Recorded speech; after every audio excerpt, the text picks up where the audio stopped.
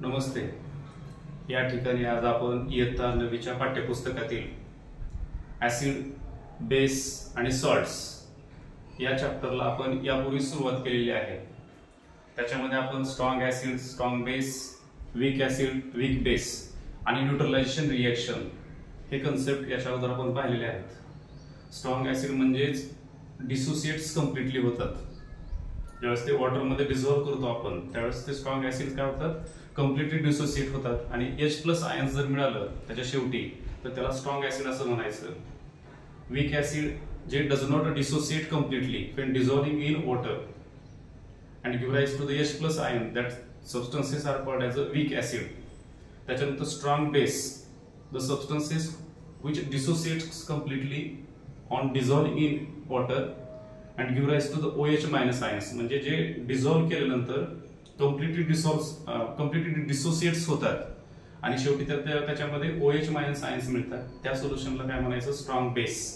आणि weak base कशाला म्हणायचं, ज्यावेळेस एखादा पदार्थ किंवा एखादा सबस्टन्स आपण वॉटरमध्ये डिझॉल्व्ह करतो तो कम्प्लिटली डिसोसिएट होत नाही आणि OH- आयन तयार होतात, तशा सबस्टन्सला आपण काय म्हणतो, वीक बेस.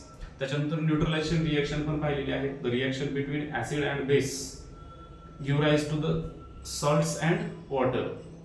हे पण आपण त्या व्हिडिओमध्ये पाहिलेलं आहे. ज्यांनी तो व्हिडिओ पाहिला नाही त्यांनी तो व्हिडिओ अगोदर पाहावा, कारण की त्याच्याशिवाय हे तुम्हाला पुढलं कन्सेप्ट क्लिअर होणार नाहीत. तर आजचा जो मेन आपला पॉईंट आहे, जो तुम्हाला पाहायचा आहे की सॉल्ट्स आणि त्याचे टाइप्स. तुम्हाला याच्यावरती 2 मार्काला किंवा 3 मार्काला तुमच्या फर्स्ट सेमिस्टरच्या एक्झाम मध्ये नक्की प्रश्न असतो. तर त्याच्यामध्ये तुम्हाला काय असतं, classify the given example into the acidic salt, basic salt and neutral salt, असा तुम्हाला क्वेश्चन असतो. तर तो कसा प्रश्न सोडवायचा हे आज आपण या ठिकाणी पाहतो. तर आपलं आजचं टॉपिकचं नाव आहे salts and types. Salts and types of salts असा प्रश्न तुम्हाला पडलेला आहे. आता हा टॉपिक आहे. तर तुम्हाला या ठिकाणी ओळखायचा आहे कुठला सॉल्ट्स ऍसिडिक आहे, कोणता सॉल्ट हा बेसिक सॉल्ट आहे, कोणत्या टाइपचा सॉल्ट हा न्यूट्रल सॉल्ट आहे, ते ओळखायचं आपल्याला, क्लासिफाय करायचंय. तर ते पाहत असताना अगोदर लक्षात ठेवा, तुम्हाला स्ट्रॉंग ऍसिड आणि स्ट्रॉंग बेसचा तो व्हिडिओ नक्की पहा, मग तुम्हाला समजेल. अगोदर आपण या ठिकाणी जर असा प्रश्न विचारला क्लासिफायचा, तर सरळ सरळ एक कडला आपण काय करायचं, बॉक्स टाकायचा. प्रश्न विचारल्या तिथं स्ट्रॉंग ऍसिड लिहायचं बाजूला, स्ट्रॉंग ऍसिड, आणि हे स्ट्रॉंग बेस, जे जवळजवळ सगळ्याच विद्यार्थ्यांना पाठ असतं. क्वचित एखादा जे विद्यार्थ्याला काही समजत नाही त्यालाच हे समजणार नाही. तर स्ट्रॉंग ऍसिड काय आहे, HCl, H2SO4, H2SO4 आणि HNO3. हे जे ऍसिड्स आहेत ते स्ट्रॉंग ऍसिड आपण म्हणतो यांना. स्ट्रॉंग बेस कोणाला म्हणतो आपण, NaOH आणि KOH. हे दोन तर आपल्याला सगळ्यांना माहित आहेत, NaOH आणि KOH. आता उत्तराला सुरुवात करताना आपण हे बाजूला कुठेतरी लिहून ठेवले. त्याच्यानंतर काय करायचं आपल्याला, या Cl ला गोल करून घ्या, याच्यामध्ये इथं SO4 ला गोल करून घ्या आणि NO3 ला गोल करून घ्या. उत्तर कसं लिहायचं हे आपल्याला याच्यावर पाहायचं आहे. त्याच्यानंतर याच्यामध्ये Na ला गोल करा आणि याच्यामध्ये K ला गोल करा. तर आता पहा, गोल केल्यानंतर गंमत पहा, तुम्हाला लगेच उत्तर समजेल. स्ट्रॉंग ऍसिडिक सॉल्ट्स कशाला म्हणायचं, बघा या ठिकाणी ऍसिडिक सॉल्ट्स,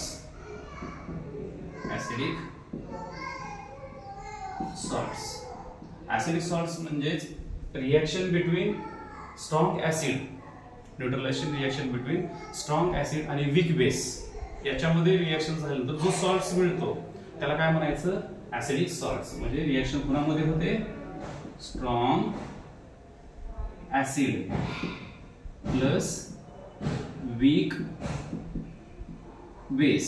आता स्ट्रॉंग ऍसिड बरोबर वीक बेसची रिएक्शन झालेली आहे. तर त्या रिएक्शन मध्ये जो सॉल्ट तयार होतो त्या सॉल्टला काय म्हणायचं, त्या सॉल्टला आपल्याला काय म्हणायचं, ऍसिडिक सॉल्ट. आता स्ट्रॉंग ऍसिड जर बघितले आपण तर स्ट्रॉंग ऍसिड कोणकोणते आहेत, HCl, H2SO4 आणि HNO3, बरोबर, हे घेतलेले आहेत आपण. तर या ऍसिड मधलं आपल्याला काय घ्यायचं रे, याच्यामधलं स्ट्रॉंग ऍसिड मधलं काय घ्यायचं आपल्याला, फक्त Cl, SO4 आणि NO3 हे शब्द घ्यायचे, बरोबर आहे ऍसिड मधले. म्हणजे ज्याच्यामध्ये तुम्हाला हे जर आयन दिसले एखाद्या एक्झाम्पल मध्ये, Cl, त्याच्यानंतर SO4, ह्याला क्लोराईड, ह्याला सल्फेट आणि ह्याला नायट्रेट, हे जर शब्द दिसले क्लोराईड, सल्फेट आणि नायट्रेट हे शब्द दिसले पाहिजे, परंतु वीक बेस दिसला पाहिजे. वीक आहे का? सोडियम आणि पोटॅशियम हे दिसायला नाही पाहिजे. समजा तर ह्याच्यामध्ये K2SO4, NaCl, NaNO3 असं असेल तर हे त्याचं एक्झाम्पल नाही. म्हणजे तुम्हाला ClSO4 आणि NO3 हेच फक्त आयन दिसले पाहिजेत, हे त्याच्यामध्ये नसायला पाहिजेत. तर त्याला काय म्हणायचं आपण? ऍसिडिक सॉल्ट्स असं म्हणायचं. बेसिक सॉल्ट बघा, बेसिक सॉल्ट ह्याचं एक्झाम्पल लक्षात ठेवा. Ammonium chloride. आता एक्झाम्पल बघा तुमचं, एक एक्झाम्पल मी तुम्हाला देतो त्या ठिकाणी. अमोनियम क्लोराईड हे एक्झाम्पल बघा. त्या अमोनियम क्लोराईड मध्ये बाहेर क्लोराईड दिसतोय, परंतु अमोनियम शब्द आहे सुरुवातीला. अमोनियम म्हणजेच कोण? वीक. तो कोण आहे? वीक टाईपचा बेस आहे. अमोनियम का कोणाला असतो? वीक टाईपच्या बेसला असतो. म्हणून अमोनियम क्लोराईड तर दिसतोय, परंतु पुढे काय आहे? अमोनियम. हे दोन्ही दिसत नाही, त्याला काय म्हणायचं? Acidic salt. Basic salts, the reaction between strong base किंवा वीक ऍसिड असं लक्षात ठेवा. Weak acid plus strong base. Weak acid plus strong base. तर स्ट्रॉंग बेस मधलं NaK हे शब्द तुम्हाला दिसायला पाहिजे. त्यामध्ये Na, K हे आयन्स तुम्हाला त्याच्यामध्ये काय करायला पाहिजे? त्या एक्झाम्पल मध्ये दिसायला पाहिजेत. म्हणजे पोटॅशियम, सोडियम जिथं जिथं दिसेल potassium chloride, sodium chloride, sorry परंतु वीक ऍसिड आहे. पोटॅशियम ऍसिटेट, सोडियम ऍसिटेट, हेच एक्झाम्पल लक्षात ठेवा. Sodium acetate, potassium acetate, sodium acetate हे तर एक्झाम्पल लक्षात ठेवा, सोपं आहे. Sodium acetate. तर सोडियम हा शब्द दिसतोय, परंतु दिसते का हे सोडियम? परंतु हे दिसते का क्लोराईड, सल्फेट आणि NO3 दिसते काय समोर? दिसत नाही. फक्त हे आयन दिसले पाहिजे खालचे दोन. तर त्या सॉल्टला काय म्हणायचं? Basic salts. आणि न्यूट्रल सॉल्ट,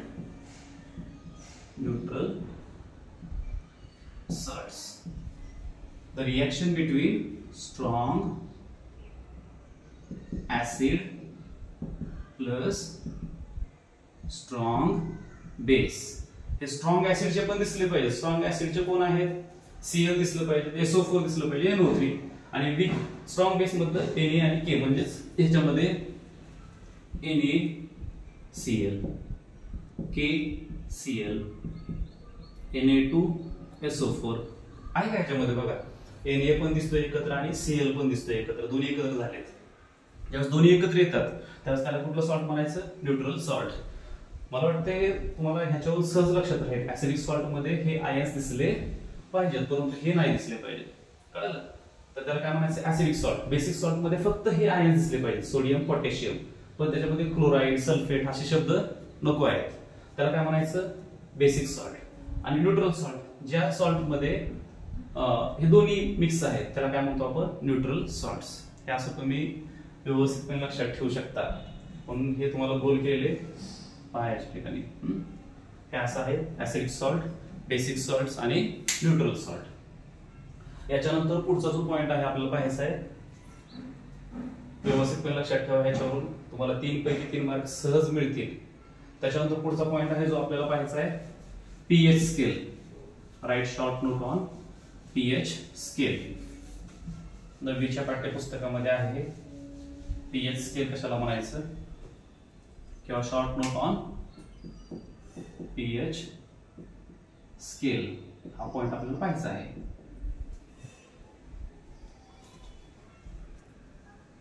आता बघा, पीएच स्केल मध्ये पी जो आहे, P is stands for पोटेन्स.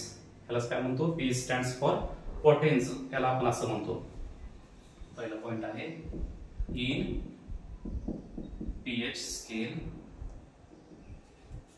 P stands for potens.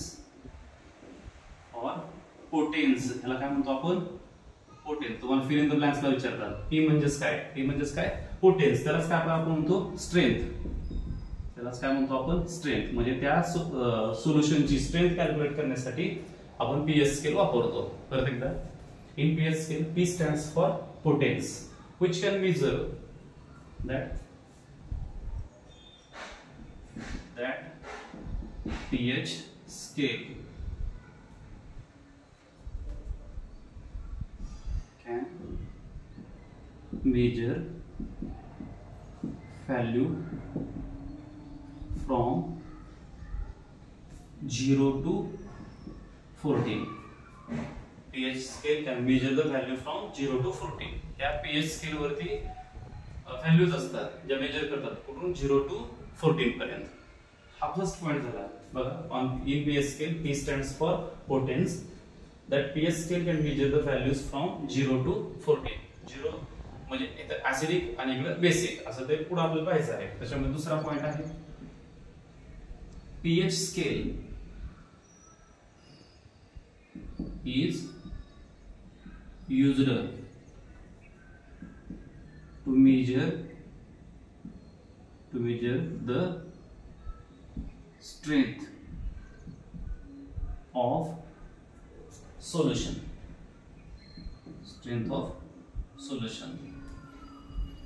By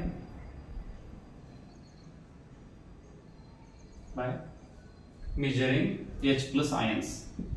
By measuring H plus ions concentration. By measuring H plus ions concentration in it. म्हणजे दुसरा पॉइंट आहे pH scale. एक कशासाठी वापरतो आपण? It is used to measure the strength of solution. That solution is either acidic or basic. हे आपल्याला calculate करण्यासाठी काय वापरतो आपण? pH scale वापरतो. That is strength of solution. That is acidic solution or basic solution. तिसरा point आहे, हे दोन पॉइंट चांगलं लक्षात ठेवा. In pH scale, P stands for potence, that is strength. That pH scale can measure the values from the 0 to 14. pH scale is used to measure the strength of solution by measuring the H plus ions concentration in that solution. तीसरा point आहे, if the solution is acidic, if the solution is acidic, its pH value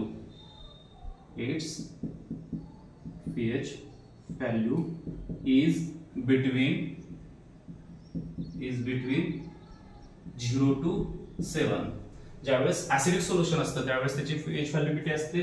कशामध्ये असते? Between the 0 to 7. म्हणजे 0 ते 7 च्या मध्ये ज्यावेळेस pH value असते त्यावेळेस ते सोल्युशन काय म्हणायचं त्याला? आपण त्याला काय म्हणायचं? दिस इज ऍसिडिक सोल्युशन. सो ह्याच्यामध्येच आहे बरं point. If solution is basic, its pH value is between 7 to 14. ज्यावेळेस एखादं सोल्युशन बेसिक फॉर्म मध्ये असतं त्यावेळेस त्याची pH व्हॅल्यू ही 7 ते 14 च्या मध्ये असते. म्हणजे 7 to 14. एखाद्याची व्हॅल्यू जर 8 आहे, 8 pH स्केल वरती व्हॅल्यू दाखवतोय, तर तो सोल्युशन कोणत्या टाइपचं असेल? Basic. And if the solution is neutral,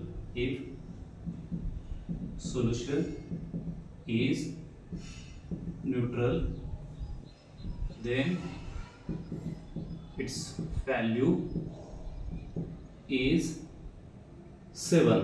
त्यावेळेस त्याची व्हॅल्यू किती असते? 7. ज्यावेळेस pH स्केल वरती व्हॅल्यू 7 दाखवतो त्यावेळेस ते सोल्युशन किती आहे? ते सोल्युशन कोणत्या टाइपचं असतं? न्यूट्रल सोल्युशन असतं. असे 3 पॉइंट तुम्ही या ठिकाणी pH स्केलचे लक्षात ठेवायचे. pH scale. In pH scale, P stands for potence, means strength. That pH scale can measure the values from 0 to 14. pH scale वरती व्हॅल्यू कुठून कुठपर्यंत मेजर केले असतात? 0 to 14. pH scale is used to measure the strength of solution. That is, solution is either acidic or basic. By measuring the H plus ion concentration in it. म्हणजे त्याच्यामध्ये काय major केलं जातं?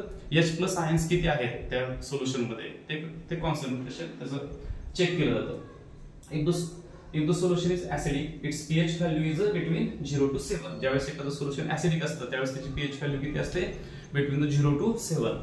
If the solution is a basic, then its value is between 7 to 14. ज्यावेळेस एखाद्या सोल्युशनची value 7 ते 14 मध्ये असते pH व्हॅल्यू, त्यावेळेस त्याला बेसिक सोल्युशन असं म्हणायचं. आणि if the solution is a neutral then its value is a 7. असे 3 पॉईंट जर तुम्ही लिहिले तर तुम्हाला हे pH स्केलवरचं मार्क्स तुम्हाला सहज मिळू शकतात. असे आज आपण 2 पॉइंट्स आपण कव्हर केलेले आहेत. त्याच्यामध्ये सॉल्ट्स आणि त्याचे टाइप्स आणि pH स्केल हे व्यवस्थित पण लक्षात ठेवा. तुम्हाला फिल इन द ब्लँक्सला पडू शकतं पोटेन्स. त्याच्यानंतर कधी कधी तुम्हाला काही सोल्युशन दिलेले असतात. Classify the solution, above the solution, between the acidic solution, basic solution आणि न्यूट्रल सोल्युशन. त्यावेळेस ते आपण त्याच्या व्हॅल्यूवरून ठरवायचं आणि त्या सोल्युशनचे क्लासिफिकेशन व्यवस्थितपणे करायचं. परत एकदा हे महत्त्वाचा पॉईंट आहे. जर सोल्युशन ज्यावेळेस जर एखाद्या सोल्युशनची pH व्हॅल्यू जर 0 to 7 च्या मध्ये असेल तर त्या सोल्युशनला काय म्हणायचं, ऍसिडिक सोल्युशन. ज्यावेळेस एखाद्या सोल्युशनची pH व्हॅल्यू ते 7 ते 14 च्या मध्ये असेल त्यावेळेस त्या सोल्युशनला आपण बेसिक सोल्युशन म्हणतो. आणि ज्यावेळेस pH व्हॅल्यू जी 7 असते त्यावेळेस त्याला काय म्हणायचं, न्यूट्रल सोल्युशन. असं हे 3 पॉइंट्स तुम्हाला त्या ठिकाणी कव्हर करायचे आहेत. धन्यवाद.